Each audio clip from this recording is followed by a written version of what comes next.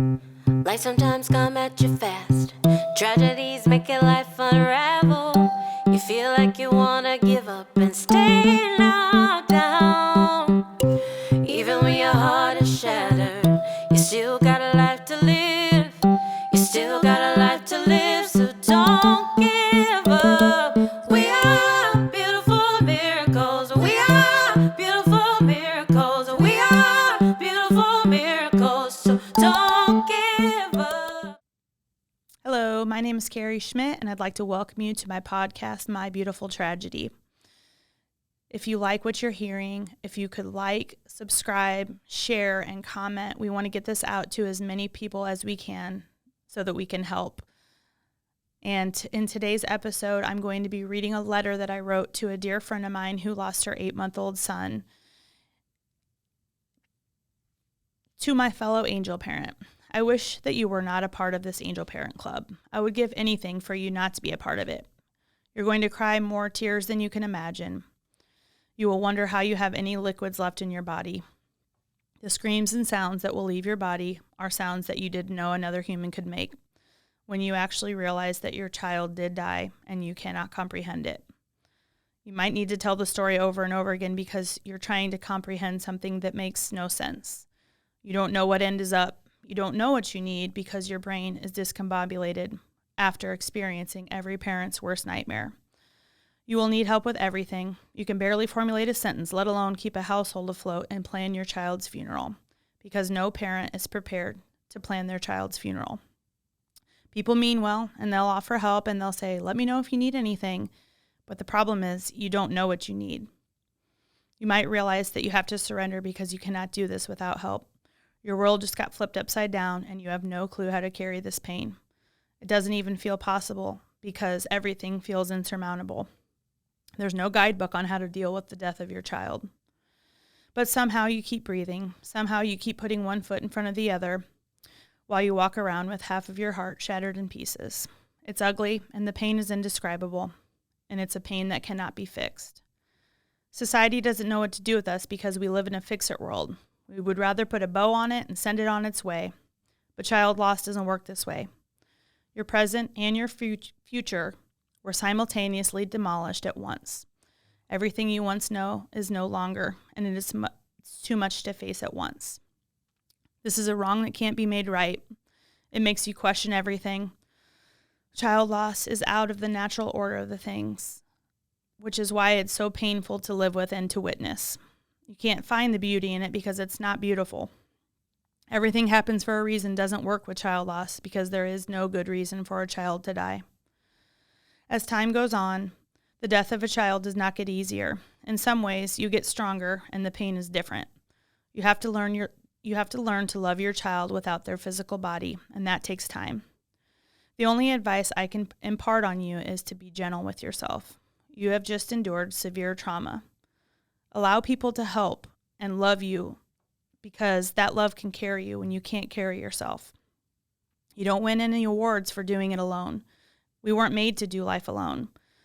You can truly see the beautiful side of humanity when you let people take care of you in your darkest hours. You will be reminded that there can be beauty in the pain. It doesn't change what happened, but it can soften the blow. You will also feel an instant connection with other parents whose children have gone before them. Everyone in this club would give it all back to have their child back, but you will see parents display indescribable strength, and that can guide you when your compass is awry. I'm sorry that you are a parent to an angel, but just know that you are loved. There are people who have gone before you, and they have survived the unsurvivable, and you can too, even when you feel like you can't. Sincerely, Jackson's mommy. So that was the letter that I wrote, and I sent it in, and it was actually published. And I mean, I'm here to say I am not an expert. I'm just sharing my heart and my experiences, because really this is my first experience with loss and traumatic grief.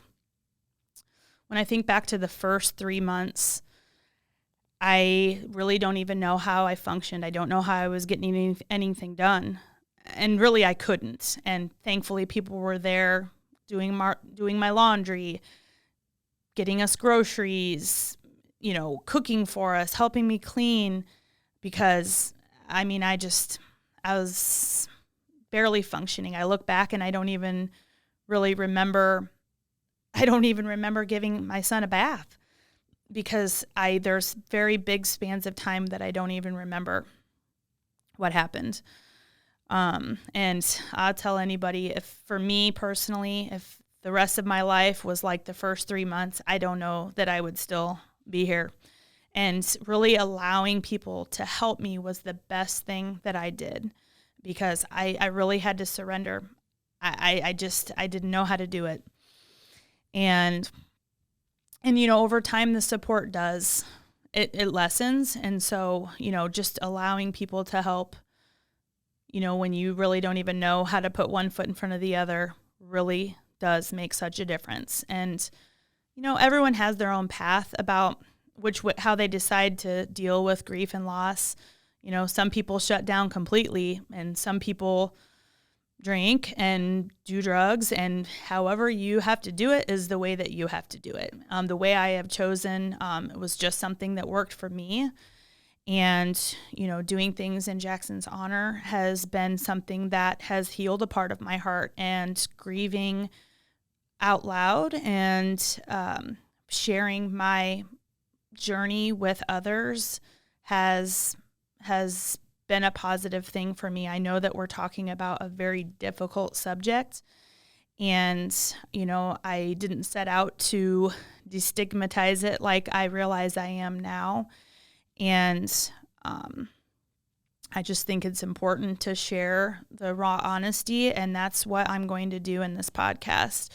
And I've always been very succinct, and that's just how I've shared my grief journey. And I've had so many people thank me for my honesty. And so that's what I want to do on this podcast. And I'm hoping that, if you have experiences and situations, that you'll share them so that we can interact and we can work together to change the stigma around death. And nobody wants to talk about death, and definitely nobody wants to talk about child loss. But for me, not talking about it doesn't make it not exist. So, however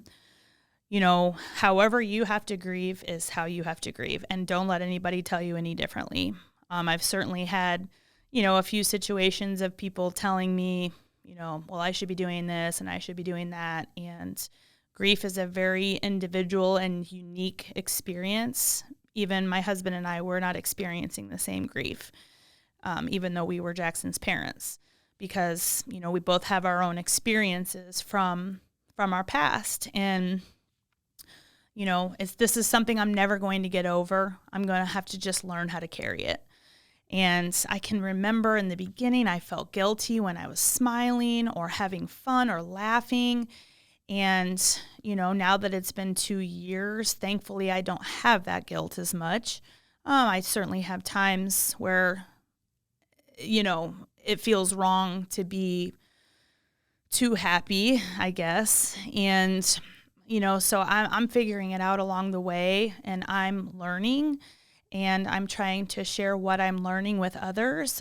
One of the things our grief therapist told us was, he said, who taught you how to tie your shoes? And I said, well, I don't know, I guess my mom. He goes, well, wait, you didn't just know how to tie your shoes? You didn't know how to put 2 shoestrings together and keep your shoe on? And I'm like, well, no. And he said, well, how can you expect to know how to grieve the loss of your child?